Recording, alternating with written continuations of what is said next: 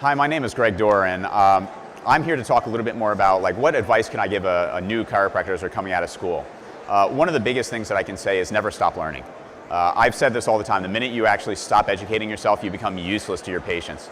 You got to remember that trends and soft tissue techniques and taping and rehab is constantly evolving. Manipulation is constantly evolving. The way that we apply these modalities is constantly evolving. If you sit still and don't continue learning, you're no longer going to be a service to your patient. You don't want to be somebody who's archaic before you even start practice. So take as many classes as you possibly can. Keep learning from as many different people as you possibly can. 2 is make a niche for yourself. You need to go out and you actually have to establish yourself within the community. So for instance, if charity is something that you love doing, get involved in charity work. But if you're doing charity work just because you're trying to get patients, people are going to notice that really quickly. And they're no longer going to be interested in the fact that you're doing the charitable work. It's no longer charitable, it's really just to benefit you. Do things that you love, have a passion for it, because people want to be around people who have passion. They want to be around people who are infectious with their enthusiasm. And the more that you show that enthusiasm in things that you do, the more that people are going to be around. So for instance, how did I build my sports practice initially? Was I played club soccer. I got out there and I worked sidelines for them. I played club volleyball. I went out there and I worked sidelines for tournaments or games and things along those lines. I coached high school track on my days off. In other words, I gave up my time. You have to be willing to sacrifice some of your time to create some of those niches. They just don't come because your name is there. You have to go out and really want it and really show that it's something that you're interested in and work hard at being that good. If it happens to be an opportunity, maybe it was Taekwondo, which for me was actually the first sport I started working. I didn't know anything about martial arts other than I used to watch Bruce Lee movies. So what did I do? I went down to the local dojo. I literally met with the sensei and I started learning everything I could about Taekwondo. I went to their sparring nights, I watched the injuries that were common, and I started having more of interaction with those athletes and learning as much as I could. I worked as many Taekwondo events as I could, and that made me an expert in that material.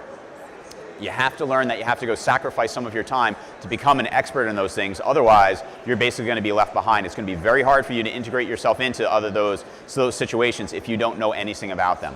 Don't go talk to a neurologist unless you're up on your neurology. You've read some research. You can talk to them like a neurologist. Don't go talk to an OB unless you know what are the common injuries that are facing pregnant patients. About their SI, understand plantar fasciosis, understand carpal tunnel syndrome, de Quervain syndrome, understand those things that can happen. If you can't answer those questions, because don't expect that they're not going to ask you, you're going to end up looking much, much worse in those interviews than anything else. That's a great way to start creating some of those pathways where you can create referral sources.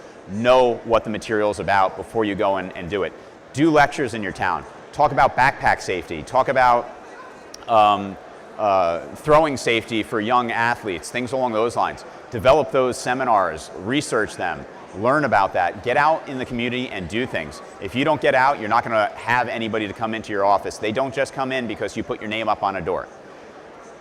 The other major thing that I would say that's critical for new docs coming out, the biggest advice is find a mentor. It's one of the things that we think or we don't know even how to go about doing.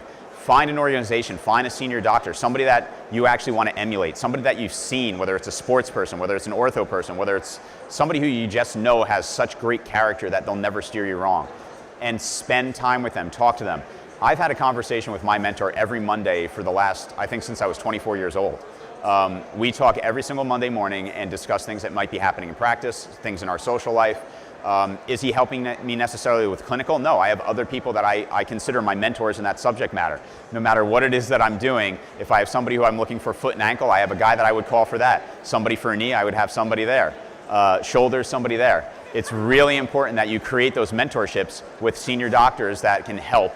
And don't worry about being in a community with each other. If you find a group of chiropractors that are all local, it might be good to actually be able to meet with each other even once a month, once every quarter, just so you can talk about the challenges that face your businesses. 3 heads might be better than 1 in trying to figure out a solution to something that all of you are facing. So once again, try and make sure as you're coming out of school that you keep learning, that you always make sure that you get out in the community and find something that you're passionate about to create your niche. And lastly, make sure you have mentorships so that you will always have somebody to fall back on if you're in a struggling position.